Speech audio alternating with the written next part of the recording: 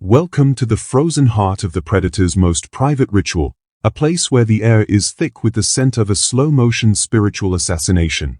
You have been led to believe that for the narcissist, physical intimacy is a victory, a moment of supreme conquest where they finally own the territory of your soul.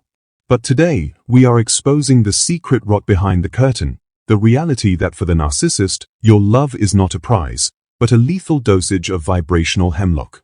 We are uncovering the suffering of the parasite, the hidden agony they experience when they attempt to merge their hollow void with the radiant depth of an empath. Why do they walk away from the bed looking like they've seen a ghost? Because they have. They've seen the ghost of the humanity they traded away for a mask. Have you ever felt that haunting, clinical chill that settles over the room the moment the physical transaction is complete? You were reaching for a soul, but you found yourself clutching at a holographic projection that was already flickering into static.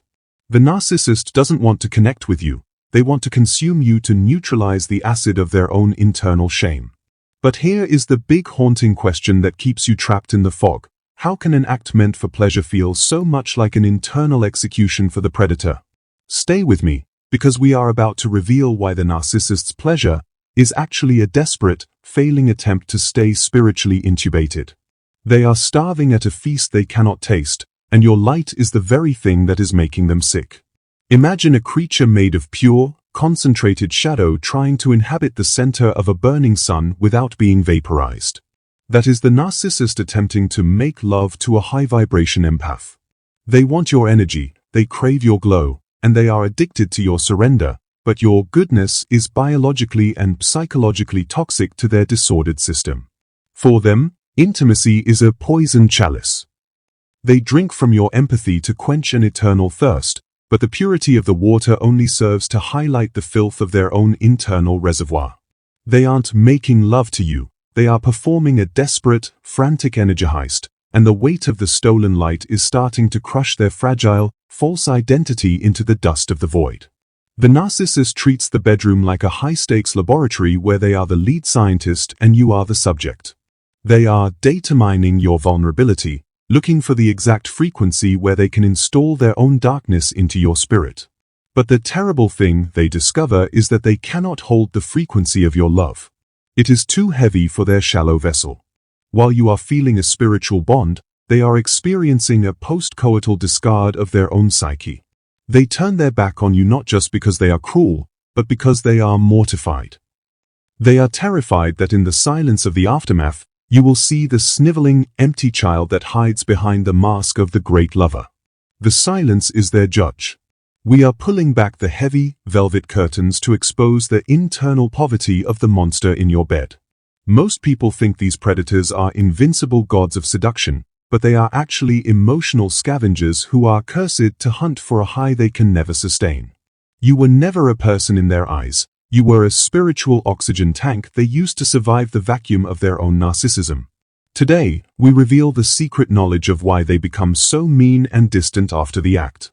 It is a defensive sabotage. They have to devalue you to survive the fact that they needed you. Their cruelty is the vomiting of the light they tried to swallow but couldn't digest. You are too pure for their internal rot. Have you noticed the way they dissociate? Their eyes glazing over right when things should be most intimate? This is the dissociative defense of a person who is spiritually impotent. They are operating on a script, performing a series of rehearsed movements they stole from better people, but there is no one home inside the machine. To a narcissist, true intimacy is a direct attack on their false self. To be known is to be destroyed. They are caught in a lethal paradox. They need your body to feel real, but your presence makes them feel fake. This vibrational dissonance is the agony they hide behind a mask of smug indifference. They are frozen in a world of appearances, forever barred from the marrow. Let's talk about the secret weakness that makes the predator shiver in the dark.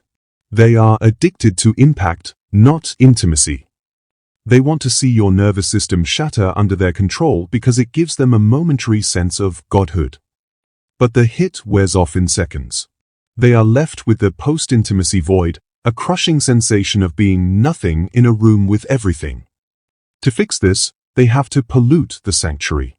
They use shame injections and clinical coldness to make sure you don't feel better than they do. They are vandals of the divine. They are cursed to be permanent carriers of a spiritual plague that they cannot cure, but only spread to the unsuspecting. The big haunting question remains, why do they keep coming back for the poison if it only makes them suffer? Because they are junkies of the flesh who have lost the key to the soul. They keep trying to swallow your sun, thinking that this time, they will finally become warm. But they are made of ice, and the sun only melts their defense mechanisms. They are condemned to a life of empty intimacy. They are eating the menu, and wondering why they are still emaciated. They are locked in a state of permanent hunger, watching you flourish on the very energy they discarded. Their cruelty is the rage of a starving ghost watching the living celebrate a life he doesn't understand. Do not click away, because we are about to enter the psychological breakdown of the narcissist's internal vacuum. We are going to expose the hidden motives behind their bedroom dissociation and why your vibrancy is a death sentence for their false reality. This is the secret knowledge you need to reclaim your sovereignty. You are not cold or broken because you couldn't satisfy a narcissist, you were simply trying to heat a glacier with a matchstick. We are going to show you how to identify the energy siphon and how to close the door on the predator forever. The fog is lifting, and the truth is about to become your fire. You are the alchemist of your own peace. This first chapter is your sanctuary of clarity. You have been blaming your depth for the silence in the bedroom, but the silence is the echo of the narcissist's nothingness. They bet everything on the idea that you were too empathetic to see the monster. They lost the bet the moment you decided to seek the truth. As we move into the breakdown, remember that their agony is the most honest thing about them. It is the sound of a hollow instrument being shattered by the truth. Hold on to your breath. We are going to document the ego death of the predator together. The empath is waking up in the lion's den, but this time, the lion is a ghost. To understand the psychological breakdown of why sex is poison to a narcissist, you have to look into the mechanical void of their internal map. A narcissist is a human being who has severed the connection between their biology and their spirit to escape the heat of their own shame. This self-mutilation has left them with no internal furnace. When they are with an empath, they are exposed to a frequency that their system cannot process. It's like trying to plug a 12-volt battery into a power plant. The fuses of their false persona blow in the presence of your true light. They overheat. They panic. They glitch. Metaphorically, the narcissist is a shadow that forgot it needs a light source to simulate form. You are that source. During intimacy, they are frantically trying to step into your glow so they can pretend they have substance. But shadows vanish in direct sunlight. The closer they get to you, the less real they feel. This is the secret sexual suffering. They experience a dissolution of the ego. They feel like they are disappearing in real time. This annihilation anxiety is what triggers their malignant disconnect. They hate you for existing with a density they can't achieve. They are cursed to be transparent in the arms of the authentic. Their hidden motive for sexual cruelty is the prevention of soul merging.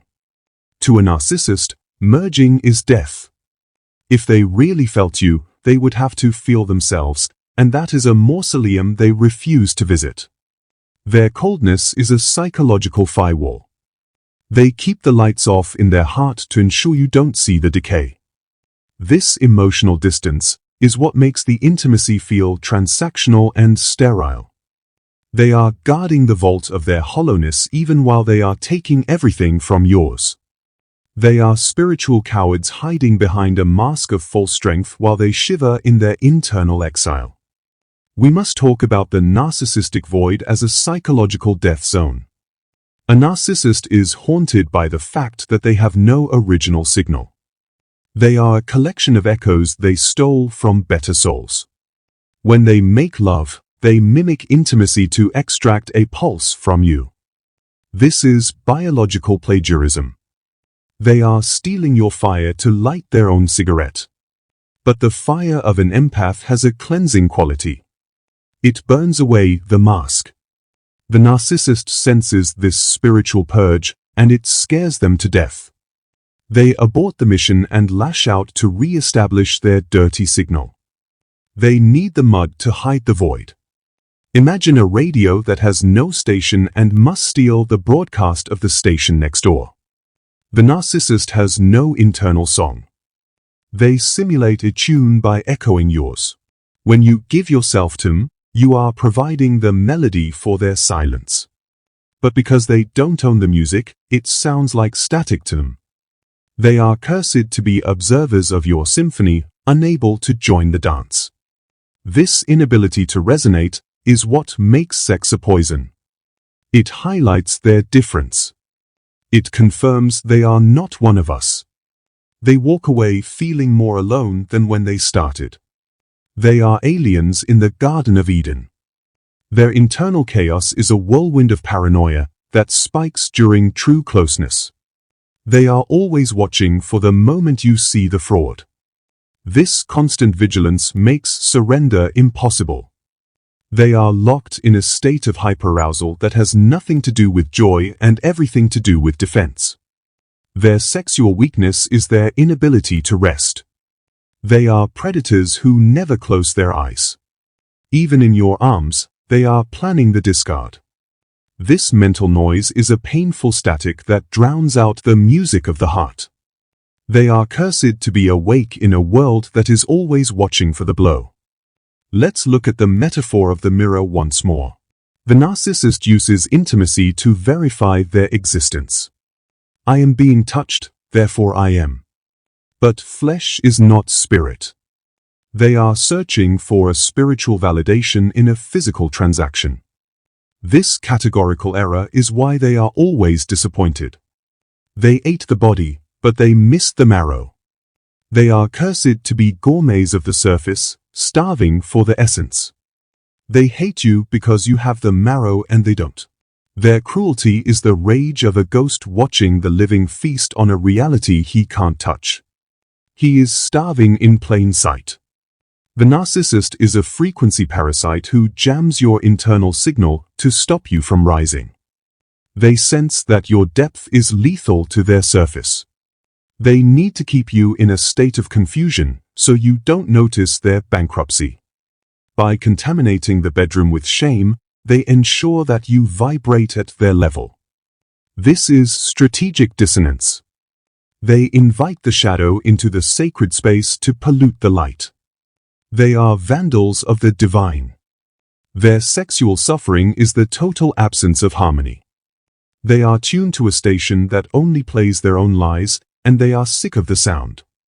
There is also the projective identification of their own self-hatred. Deep down, the narcissist finds human vulnerability and physical need to be repulsive because it reminds them of their own internal rot. They despise you for wanting them. They view your love as a weakness they can exploit. This loop of hate is the syringe of the poison. Every intimate act is a punishment for existing with a heart. They are beating the spirit through the medium of the body. They walk away feeling superior because they remained cold while you became warm. They are ice observing the melting of the sun. This psychological breakdown reveals that the narcissist is a broken tool trying to measure the sun. They fail because they have no scale. The terrible thing is that they blamed the sun for the failure of the tool. As we move into the dramatic turning point, you will see what happens when the empath stops being the scale. You are going to see the power shift from the parasite to the sovereign.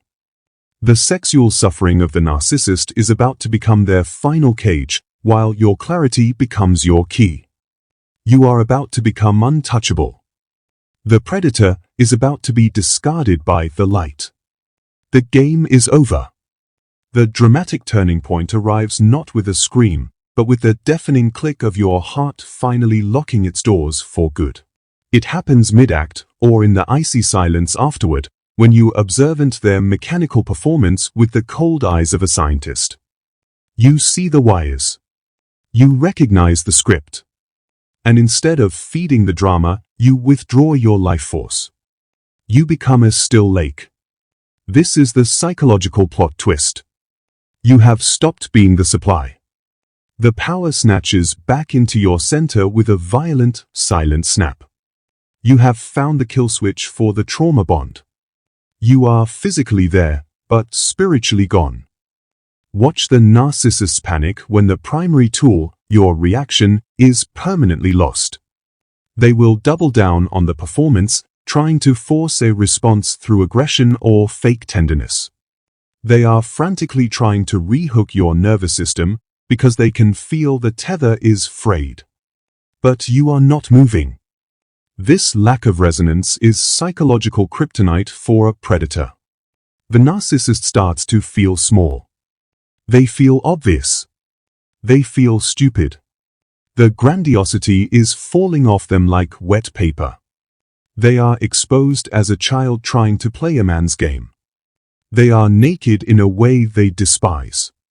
This is the moment of internal sovereign alignment where you realize that their sexual suffering was never your fault. It was the limit of their capacity. You stop viewing yourself as inadequate and start viewing them as inert. You are no longer a source to be mined, you are a temple that has closed its doors to the unworthy. The narcissist sees this radiance of indifference on your face and it triggers their annihilation anxiety. They need your submission to feel real, and your peace is erasing them from the room. They are fading into the shadows of their own nothingness. You are solid. Detail the narcissist's desperate pivot. When seduction fails, they pivot to malignant withholding or sexual sabotage. They will mock your body, ignore your needs, or cheat openly to trigger your insecurity. This is guerrilla warfare of the ego. They are frantically trying to find a new hook. But the empath has graduated. You see the pattern. You label the tactic in real time. Oh, he's trying to make me feel small. Oh, she's trying to shame me. By naming the demon, you strip its power. You are watching the animal from outside the cage. The bars of your boundaries are electrified with self-respect. The plot twist deepens. The silence in the bedroom becomes the clarifying light in your entire existence. You start noticing every other lie, every other gap in logic, and every other hollow promise. The fog is evaporating. The narcissist senses this clarity and they realize the game is up. They will attempt a hysterical hoover, a sudden, manic burst of fake intimacy and promises of change. They might even cry and confess their internal pain to hook your compassion one last time. But you see the calculation. You recognize the performance. You don't open the door. You are done being the sacrifice. They attempt a malignant discard before you can formally exit. To save face, they will announce that you are the problem, that you are broken, that you are repulsive. This is a psychological confession of their own biological dependence on your empathy. They are trying to rewrite the history so they can be the hero in the next victim's bed. But you are relieved. You accept the discard like a lethal promotion. You watch them walk out and you feel the density of the room lifting. The ghost has left the house, and the house is finally, irrevocably, yours. The morgue is closed. Show the shift in the energetic signature of the bedroom. The moment the narcissist is gone, the space sanctifies. You strip the bed, you burn the sage, and you open the windows to the cold air. You realize that the sexual suffering was never yours, it was a contagion from the abuser. Now that the carrier is gone, your vitality starts to return. You breathe into your center and feel the radiance of your own spirit. The narcissist is pacing the perimeter of a new victim's life, trying to load the syringe again, while you are sleeping in the silence of your own presence. The bed is clean. Psychological shift. You forgive the body for providing the supply for so long. You realize that the body was just trying to survive the energy extraction. You nurture the flesh with self-respect. You realize that the relationship was a dark initiation that forced you to find your internal sword. You thank the trauma for breaking the mirror and revealing the sovereign. The empath has graduated from the school of shadows. You are no longer exploitable. You are vibrating at a frequency that predators cannot match. You are sacred ground. You are impenetrable. You are solid light. This is the moment of total detachment. You look at the past and you don't feel pain, you feel physics. You see the mechanism of the theft. The narcissist is a name you barely remember. They are a minor malfunction in the great machine of your evolution. The turning point is absolute. You are inhabiting your own life with an intensity that is terrifying to the weak. You are steady. You are solid. You are home. The power shift is complete. You are the master now. The silence has won. The sanctuary is restored. The predator is inert. The ghost is void. As we move into the collapse, remember, the narcissist depends on your reaction to stay 3D. By withdrawing your desire and your drama, you have deleted their existence in your universe. They are going to panic. They are going to burn their own world down to get your attention. But you are no longer the firefighter. You are watching the fire from the high ground, safe in your sovereignty. We are about to witness the total internal collapse of the abuser as they realize that the empath they groomed has finally, irrevocably, reclaimed their soul. The end is brutal. The mirror is dark. The collapse of the narcissist is a spectacle of absolute void. When the empath stops absorbing the rot, the narcissist's false self shatters from the internal pressure of its own nothingness. They experience narcissistic mortification, the psychic death they've been running from since childhood. You will see them acting out with manic recklessness. Their lies become screams. Their mask is melting like acid on glass. They are choking on the ash of their failed intimacy. They are frantically trying to find a mirror that doesn't show the monster, but the whole world is becoming a mirror. They are crushing. Their social consequences are swift and public. As the recovered empath moves through the world with quiet dignity and icy indifference, the narcissist's smear campaign evaporates into the stench of desperation. The truth has its own gravity. People start seeing the pattern of the withered victims the narcissist leaves behind. You are the witness who survived the autopsy. The narcissist is losing their grip on image. They are exposed as the energy predator who needs a reaction to feel powerful. They are isolated in the biohazard they created for you. They are locked in a mind that hates the quiet. The internal panic of the narcissist becomes a manic screaming for new supply that no longer exists in your space. They look for you in every face they exploit, but no one can reflect the God image you once gave them. They are starving for the high-grade empathy your sacred energy used to provide, but the pharmacy of your soul is permanently closed. They realize, too late, that they killed the golden goose. This regret isn't love, it's hunger. They hate you for being happy without their permission. Every smile you have is a stab to their insecurity. They are fading. Watch the harsh truth of their new life. They look old. They look gray. They look brittle. The life force they stole from you has expired, and they have no internal reactor to generate more. They are cursed to repeat the same loop with lesser and lesser souls until they draw their last breath. They are trapped in a body that is closing down, haunted by the memory of the Owen who got away and found the sun. They are obsessed with the fact that you don't care. Their rage is turning inward, eating the last of their humanity. They are a signal without a station. The tone is brutally cold and analytical. The narcissist is a parasite that underestimated the sovereignty of the empath. By moving on physically and spiritually, you have executed the predator. They are walking dead, carrying the corpse of their own ego. They hate you for surviving their sexual warfare. They hate you for being whole in a world they told you was a killing flaw. Every breath of peace you take is a poison to their delusion. They are collapsing into the center of their own nothingness. The final discard was yours, and it was lethal. The venom has backfired. Internal panic leads to pathological stalking of your happiness. They analyze your every post, searching for a sign of pain, a sign of return. But they find nothing but strength. This strength is traumatic to the narcissist.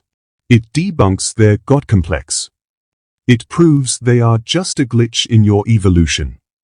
They are screaming from the shadows, trying to cast a spell that your nervous system no longer decodes. They are irrelevant. This irrelevance is the final consequence of their evil. They wanted to be remembered as a god, but they will be forgotten as a malfunction. The social discard concludes with the final isolation. The flying monkeys have woken up. The family has distanced themselves. The narcissist is left alone with the ghost of the ONE they couldn't destroy. This isolation is the mirror they feared their whole life. In the silence, they are forced to hear the echoes of their own lies. They are obsessed with you because you are the only thing that feels real in their world of shadows. But you are a memory they can't command. They are stroking the air where you used to be. They are nothing. The vessel is empty. Brutally truthful analysis. The narcissist failed because they miscalculated the resilience of the spirit. They thought they could starve the empath, but they only forced the empath to hibernate and evolve. Once you wake up and retain your energy, you are invisible to their manipulation. The narcissist is a shadow that cannot exist in the presence of your internal truth. They are disintegrating. The sexual poisoning was your incubation phase, and you have emerging with new skin. You have inverted the trauma into power. The narcissist is a broken tool. The fire has burned away the parasite. Intensify the collapse. You watch their disintegration with a sense of sacred justice. You don't feel vengeance, you feel order. You see that the world is actually safe because you are the one who defines your reality. The narcissist's rage is a distant noise that no longer reaches your frequency. You are healing at a speed they cannot match.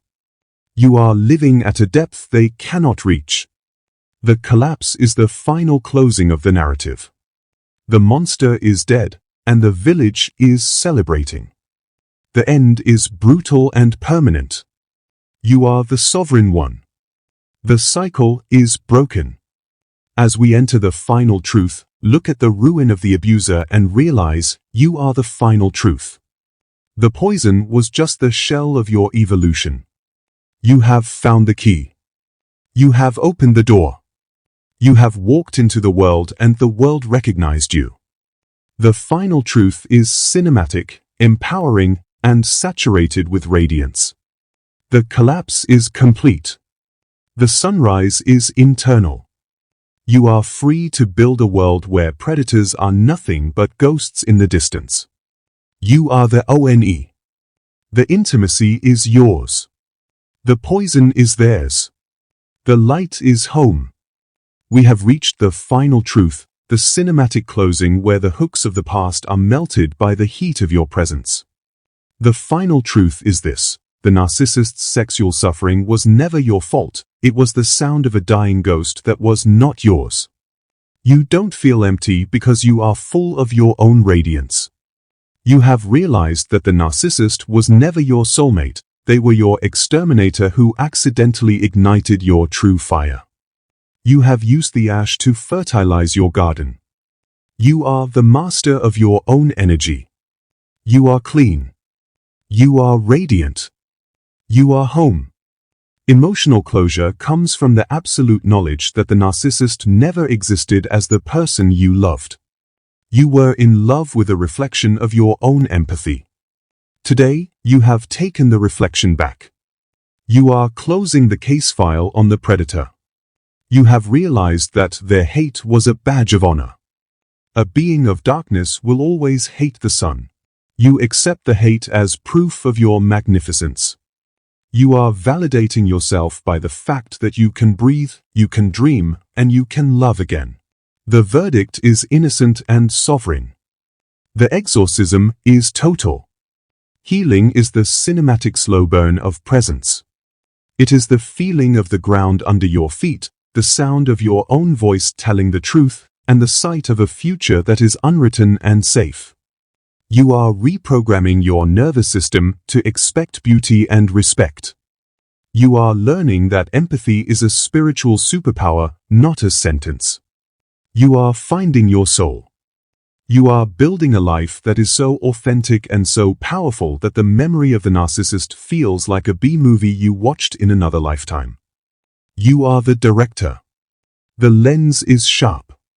Empowerment is the quiet strength of the empath who refused to stay defined by the predator.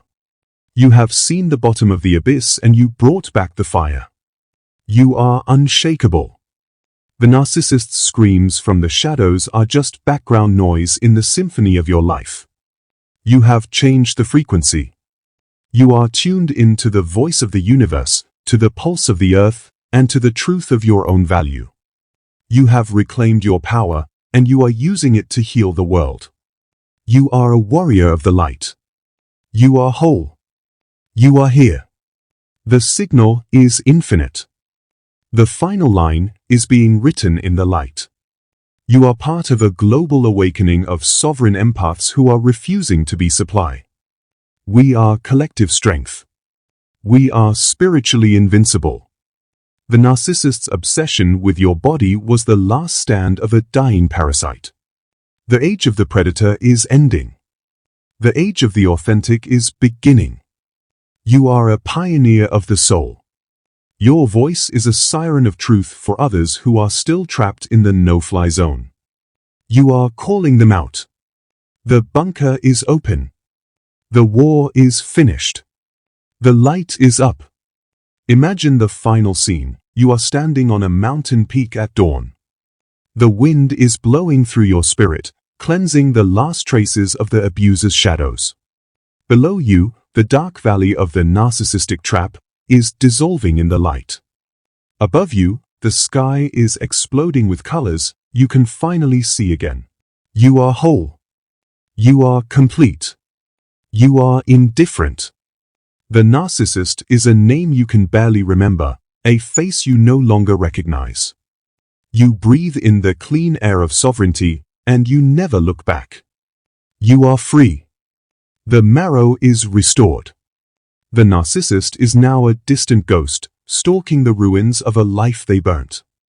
They are screaming at the wind, begging the dust to become the host again. But the dust stays dust. You are flesh and blood, light and fire, moving at the speed of joy. You have found your tribe. You have found your peace. You have found your soul. The sexual poison of the survivor was the cocoon of the butterfly. The credits are rolling. The theater is empty. The light is permanent. The game is over. You won. The end is beautiful. The narcissist tried to kill the empath because they were terrified of what would happen if the soul saw the fraud and became sovereign. They wanted to keep you as their internal battery, but the battery exploded into a sun. You are magnificent. You are unstoppable. You have won the game by walking off the field. You have ascended beyond the manipulation. You are the truth. You are the way. You are the life. The noise was the fog, and you are the clarity. The ghost is gripless. The poison is void. The mirror is gone. Reclaim your space. Reclaim your voice. Reclaim your right to walk the earth with confidence and dignity. The sexual killer, the psychological parasite, and the emotional arsonist have no power here. You are generating your own frequency now, and it is a frequency of freedom, justice, and radiance. Use it to warm your own life. Use it to create beauty. Use it to love deeply with others who vibrate at your level. You are a generator of universal light, and the grid is restored. You are absolute. You are master. You are infinite. The narcissist's suffering during intimacy is the secret price they pay for their hollow existence, but your ability to turn their poison into your power is the ultimate proof of your divinity. Go forth and live with the intensity that was meant to be yours all along. The act is over, the mask is shattered, and you are finally, irrevocably free.